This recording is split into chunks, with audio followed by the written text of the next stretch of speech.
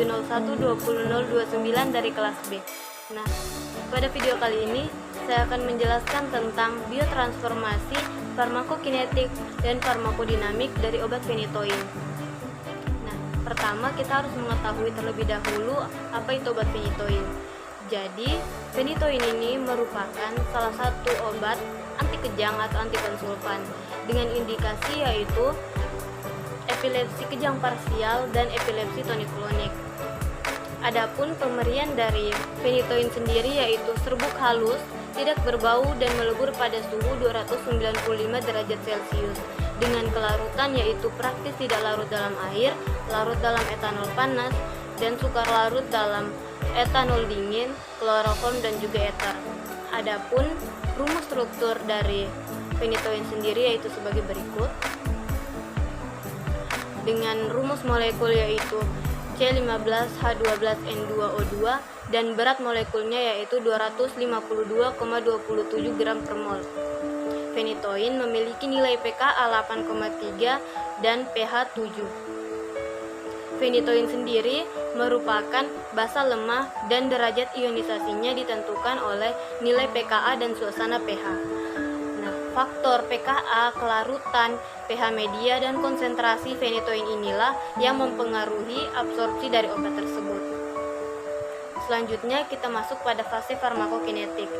Jadi, fase farmakokinetik ini terdiri dari 4 tahap. Yang pertama yaitu absorpsi, selanjutnya ada distribusi, metabolisme, dan yang terakhir yaitu ekskresi. Pertama, absorpsi. Nah, pada saat pemberian oral phenytoin akan mengalami proses degradasi, di mana proses ini akan memecah obat menjadi partikel-partikel yang lebih kecil sehingga lebih mudah diabsorpsi. Nah, pada proses inilah faktor pKa, nilai pH, kelarutan, dan juga konsentrasi dari phenytoin sangat mempengaruhi absorpsi dari obat tersebut. Oleh karena itu, absorpsi phenytoin di lambung sangat sempit karena lambung bersifat asam. Nah, jadi absorpsi maksimum dari phenytoin terjadi di usus halus karena usus halus memiliki nilai pH 7 sampai 7,5 sehingga penyebaran mudah larut dengan meningkatnya ionisasi. Setelah itu, adanya garam empedu juga dapat meningkatkan kelarutan dari phenytoin, total luas permukaan absorpsi di usus halus. Selanjutnya distribusi. Phenytoin akan didistribusikan secara cepat dan meluas ke seluruh jaringan tubuh. Pada proses ini, phenytoin akan terikat dengan protein, khususnya albumin plasma sebanyak 95%. Sedangkan efek farmakologi hanya tergantung dari bentuk bebasnya. Dengan meningkatnya fraksi phenytoin bebas akan meningkatkan efek antikonsultannya karena efek terapi tergantung pada konsentrasi obat tak terikat atau fraksi bebas. Selanjutnya proses metabolisme dari phenytoin. Nah, metabolisme dari phenytoin sendiri terjadi di hati dengan melewati fase 1 dan fase 2. Phenytoin akan mengalami hidroksilasi di mana pada proses ini phenytoin akan mendapat tambahan gugus OH dengan bantuan sitokrom P450 sehingga senyawa phenytoin berubah menjadi p-hidroksiphenytoin.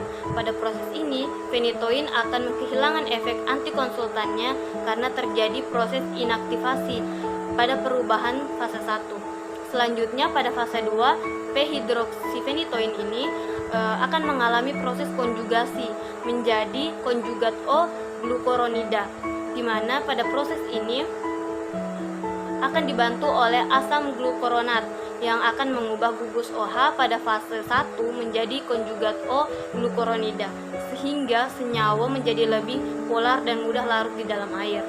Kemudian yang terakhir yaitu proses ekskresi. Nah, setelah melewati proses absorpsi, distribusi, dan juga metabolisme, sebagian besar dari phenytoin akan diekskresikan melalui urin dalam bentuk tidak aktif.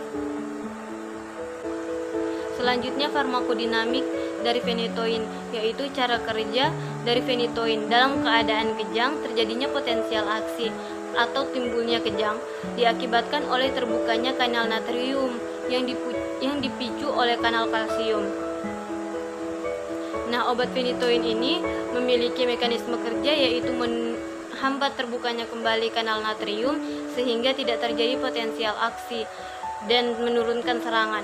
Phenytoin sendiri memiliki efek yang stabil pada membran yang excitable atau mudah terpacu maupun pada membran yang tidak excitable.